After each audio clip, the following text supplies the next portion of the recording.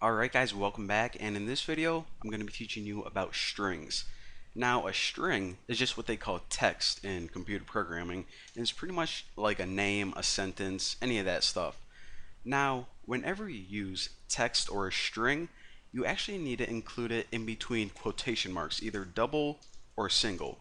If you just try writing anything like Bucky Roberts on the screen, it's going to say invalid syntax. In other words, it like thinks it's a variable or something if you don't include it in between quotation marks. So if you do that, you can type anything you want and it's good to go. Again, double quotes or single quotes, it doesn't matter. However, there are specific times where you're going to want to use one or the other. Now, one of those things is, say you have a sentence like this. Alright, I'm going to make a sentence that says, I don't think she's 18. Well, what these quotes mean is it's pretty much telling Python where to begin and where to end.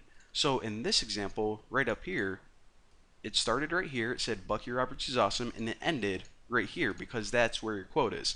However, this sentence, it uses actually one of these quotes right after the end, this apostrophe right here. So Python is going to think that it starts here, stops here, and all the rest of this stuff it's going to get confused about. So whenever you have a sentence that does use a single quote, what you want to do is you want to put that in double quotes. So I don't think she's 18, hit enter, and it'll work fine. Now the opposite of that is this. Say that you have a sentence that uses double quotes, like she said, what part of the cow is the meatloaf from? Well, of course, this is actually a quote or a sentence, and it uses double quotes. So in this case, you would want to surround it in single quotes. Easy enough. Now, another thing that you're going to need to do sometimes is, what if your sentence has either double quotes and single quotes in it? Well, you can't just pick one or the other. So what you can do is called escaping a character. And I'll show you how to do that right now. So actually, let me see if I can copy this. Alright, so in this example, you see that it thinks it starts and stops right here. However, say that we have double quotes in here as well, so we need to surround this in single quotes.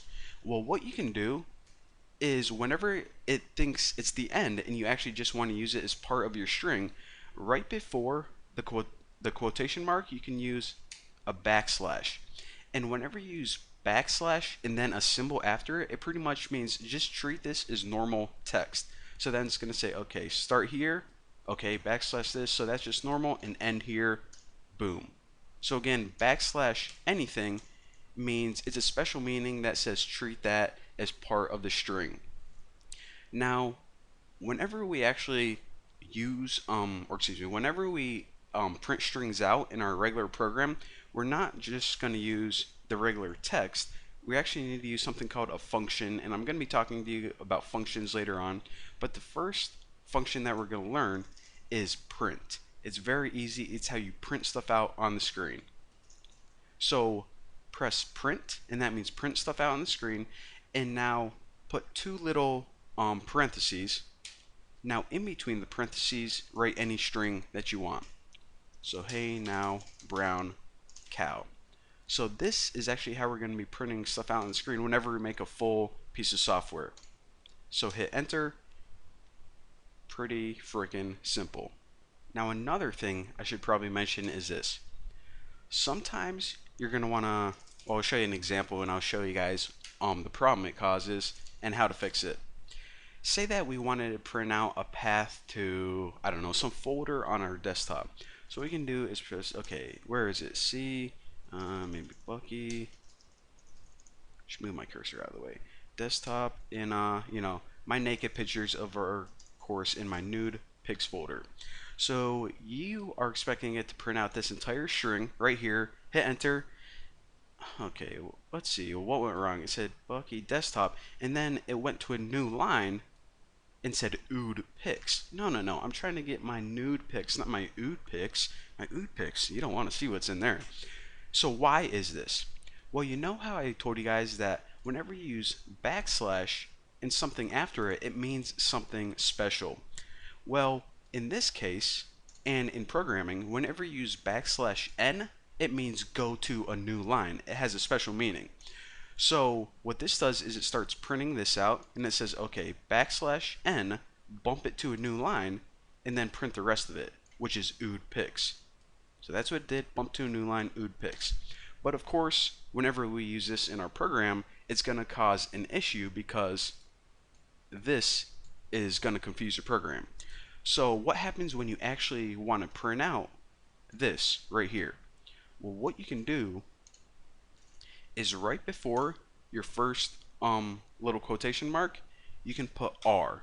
Now what R means is print out the raw string with no special meaning. Just print it out as is, whatever's in between the quotation marks. So now you hit enter and check it out. So again, you're going to use the R right before your strings a lot whenever you're working with file paths and other stuff like that. So now that we know the basics of strings and how to print them out, now I want to show you guys something else that's, well, pretty cool in my mind. You can actually add together strings kind of like you can numbers. So let's make a variable called first name and set it equal to a string called Bucky and add a space after it too. So now, not only can we store numbers in variables, we can also store strings in variables. So what I can do is say something like this: first name plus another string, my last name Roberts, and it's going to say, okay, whenever you take a string and add another string to it, check it out. It makes an even longer string. So not only numbers, you can also add strings together. And another thing you can do is this. If you take that again and add another name like McLovin and hit enter, I now have a new last name. So that's one of the uses of how to add strings together, and I want to show you guys something else cool. You're not only limited to adding strings together in Python. What you can do is you can also multiply strings. So if we have first name, which is Bucky, and we multiply it by 5, check out what happens. What it does is it takes that string and it prints it out 5 times. So this is actually going to save us a lot of work whenever we have to print something out repeatedly, like people's names or anything like that.